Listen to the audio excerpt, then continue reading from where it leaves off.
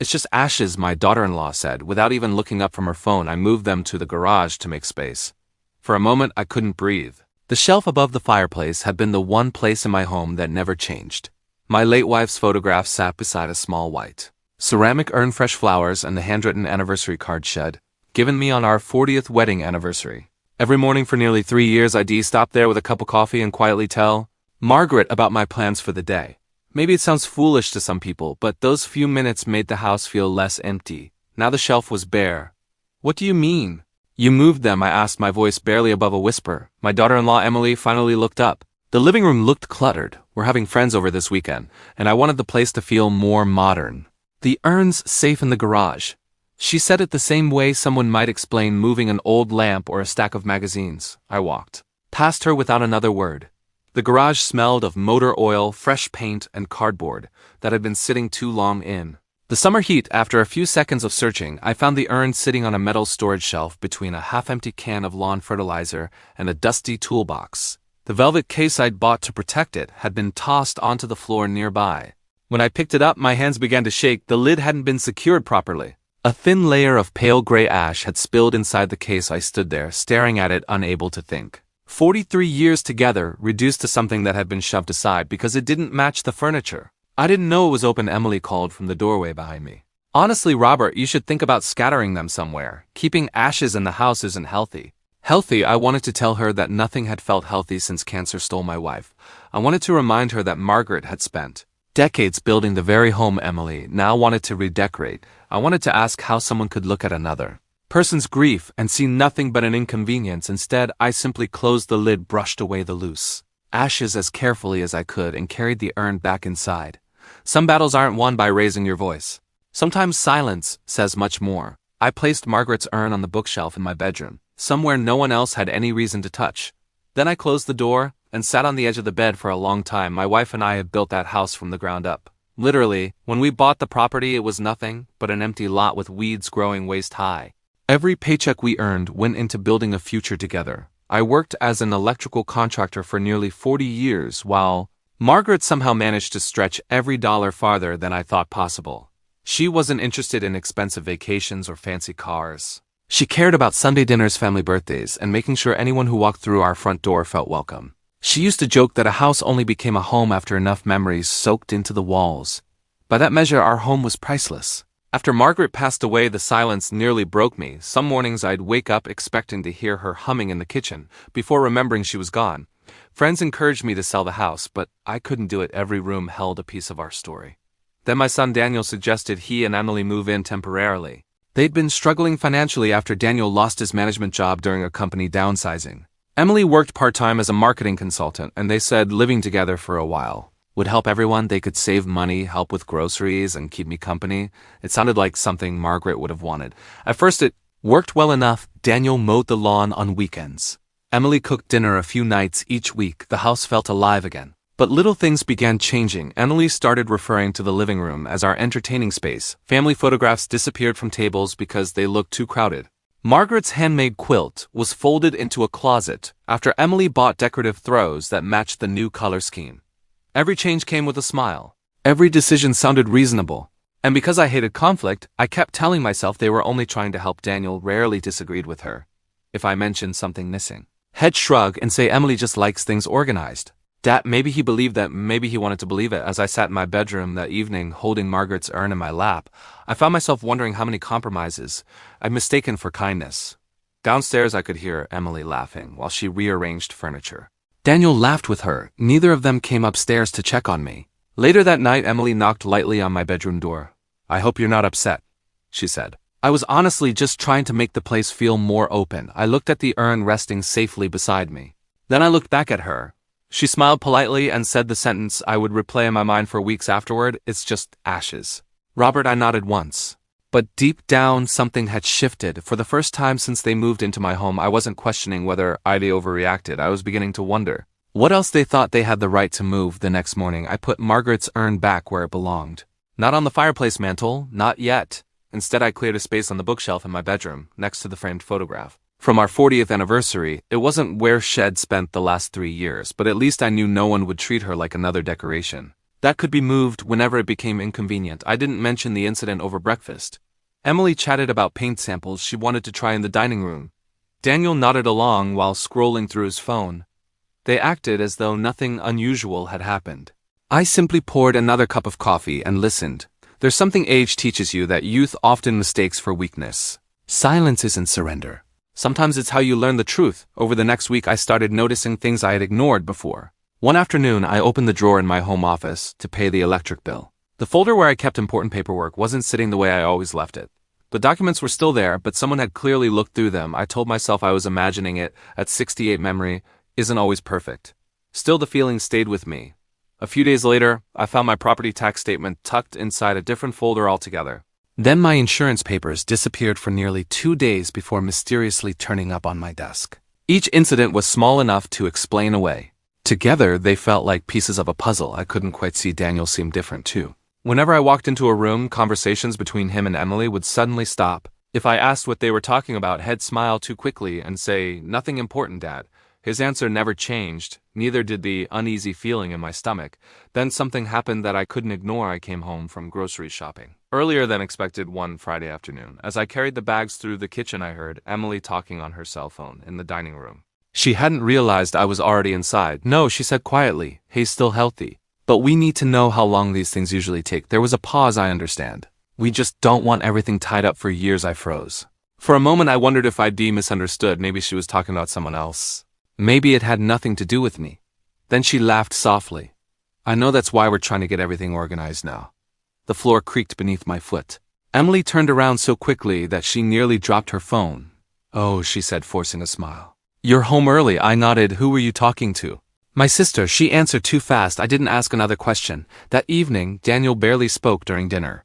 Emily filled every silence with cheerful conversation about remodeling ideas, neighborhood events, and a vacation she'd like to take someday. I mostly listened. For the first time in years, my own home no longer felt like a place where I could completely relax. The following Tuesday, my phone rang just after 10 in the morning.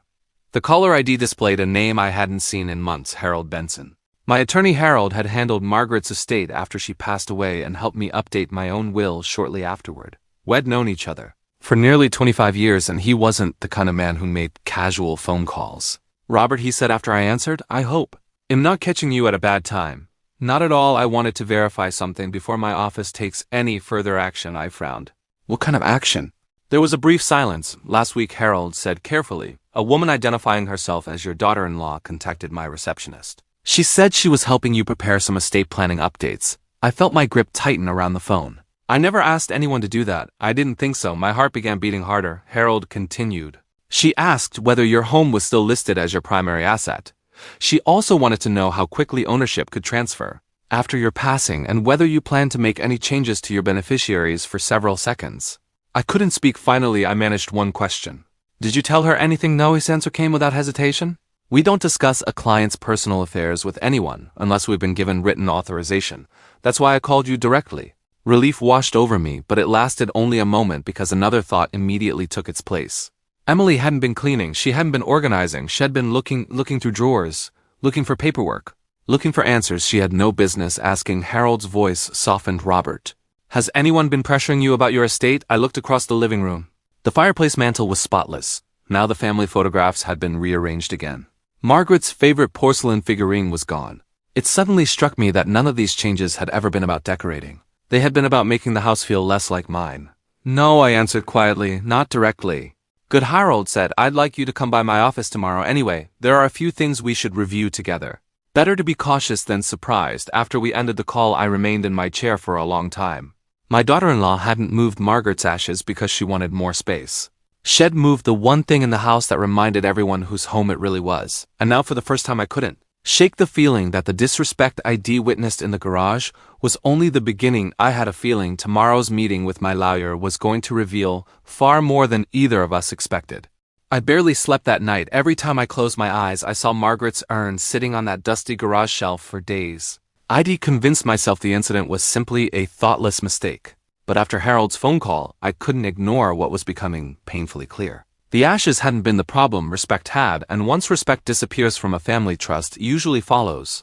The next morning, I drove to Harold Benson's office. He greeted me with the same firm handshake had given me for the past 25 years, but I could tell from the expression on his face that this wasn't going to be an ordinary visit. After we sat down, he slid a legal pad across his desk. I wrote down everything your daughter-in-law asked my receptionist. He said I read the notes slowly. She wanted to know whether my will could be changed quickly. She asked if the house would automatically transfer to my son. She even asked whether adding someone's name to the deed would avoid probate. Each question by itself sounded harmless. Together they painted a picture. I wished I couldn't see. Harold folded his hands. Robert, I don't know what's happening in your home, but people don't usually ask these questions unless they're thinking several steps ahead. I nodded. I think you're right.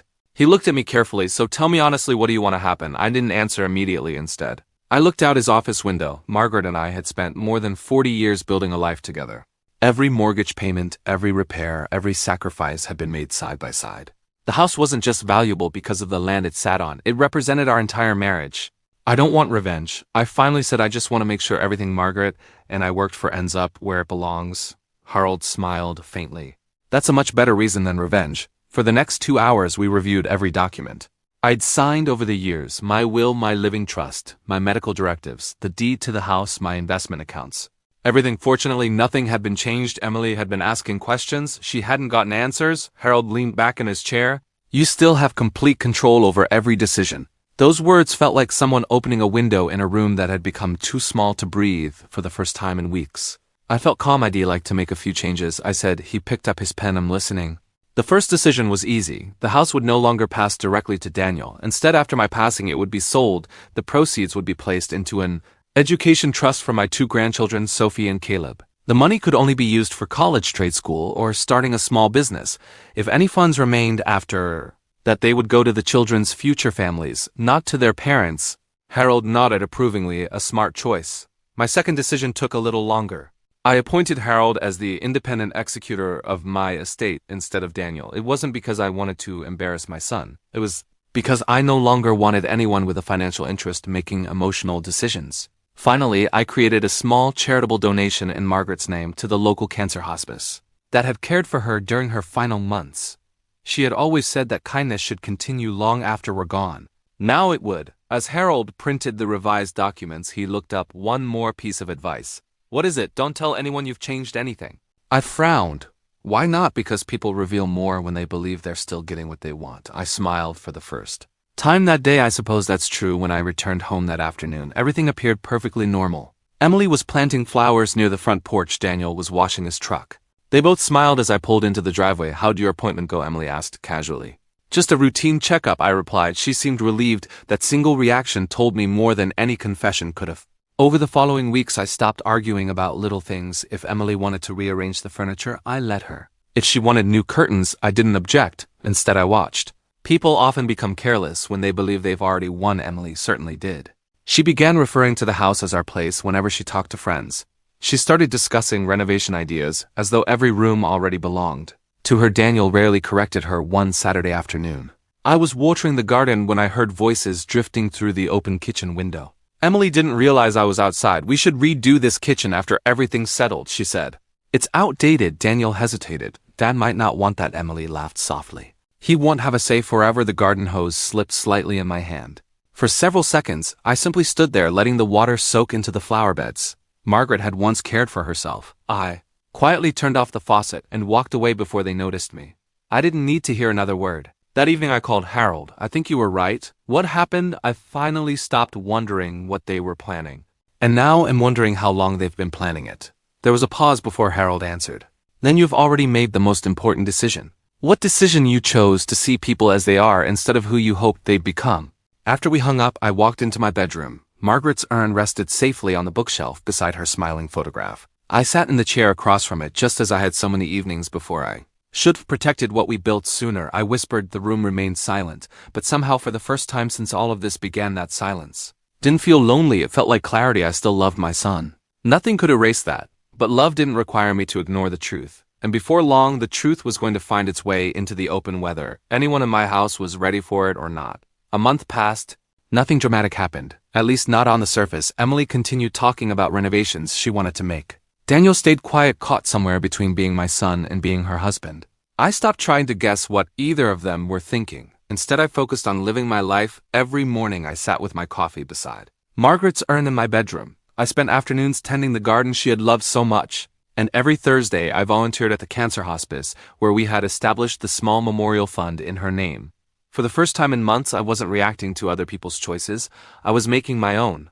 Then one Tuesday afternoon, my phone rang. It was Harold Robert, he said warmly. Everything's complete, I smiled before he even finished. The trust has been finalized. The new will has been properly executed, the executor appointment has been recorded. And every asset has been updated according to your wishes. I let out a slow breath. I didn't realize I'd even holding, so that's it, he replied. No one can undo these changes without your consent. When the call ended, I walked into my bedroom and looked at Margaret's photograph. I finally did it, I said quietly. I protected what we built. A strange sense of peace settled over me. Not because anyone had lost, because I no longer had anything to fear. A few weeks later, that peace was tested.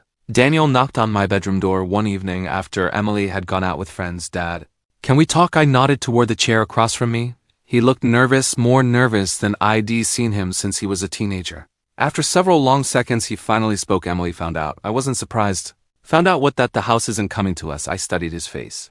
How did she find that out? He looked down. I told her I overheard you talking to Harold on the phone. I sighed quietly. So she knows. He nodded. She's furious. I imagine she is. Daniel rubbed his hands together. She thinks you punished us. I remained silent for a moment before answering. No, Daniel, I protected something. His eyes met mine. You remember helping your mother paint this house when you were 12. A faint smile crossed his face.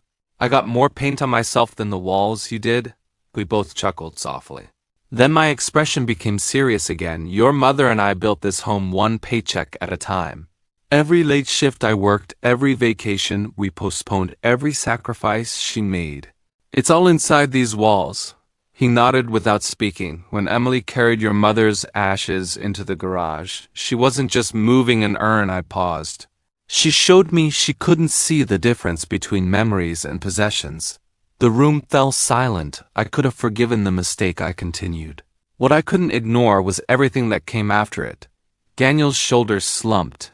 I should have stopped her. Yes. His eyes filled with tears. I kept telling myself it wasn't a big deal. I know I didn't want to fight with my wife. I know that too. For the first time since Margaret died, I saw the little boy who used to follow me around with a toy toolbox pretending he could fix anything. I was working on only now he was a grown man, realizing some things can't be repaired after they've been ignored for too long. I'm sorry, Dad. The words came out barely above a whisper. I know, and I believed he meant them. A few days later, Emily confronted me herself. She stood in the kitchen with her arms folded tightly. So that's it, she asked. You're giving everything away because I moved an urn. I shook my head. No, then why? Because moving the urn wasn't the reason. She frowned. It was the moment I realized how differently we value the things that matter. She started to interrupt, but I raised my hand gently. You saw my wife's ashes as something taking up space. I saw 43 years of love. You saw a house. I saw every sacrifice that built it. You saw an inheritance. I saw a lifetime. She didn't say another word. For the first time since Shed moved into my home, she had no argument left. A month later, Daniel rented a small apartment. Emily chose to go with him. There wasn't a shouting match. No slammed doors, no dramatic farewell. Just two people quietly packing boxes while I stood on the front porch, wishing life had turned out differently. Before leaving, Daniel hugged me.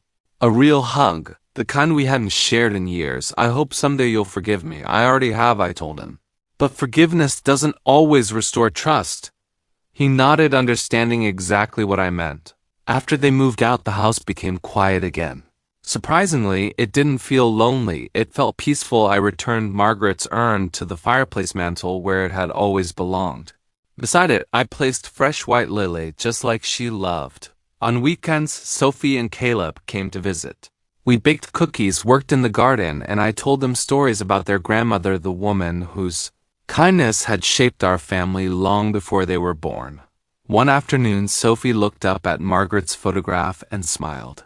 Grandma must have been really special. I smiled back, the most special person I've ever known. She reached over and squeezed my hand. I wish I could met her. So do I, but somehow in that moment I realized she already had, through the stories, through the traditions, through the love that still lived inside this home. People often believe an inheritance is measured in dollars. Margaret taught me it isn't. The greatest inheritance we ever leave behind is the example of what we chose to protect. When Emily carried my wife's ashes into the garage, she thought she was making space. What she really did was clear away every illusion I'd been holding on to, and thanks to one unexpected phone call from my lawyer, I found the courage to protect not just my home but the dignity of the woman who had made it one.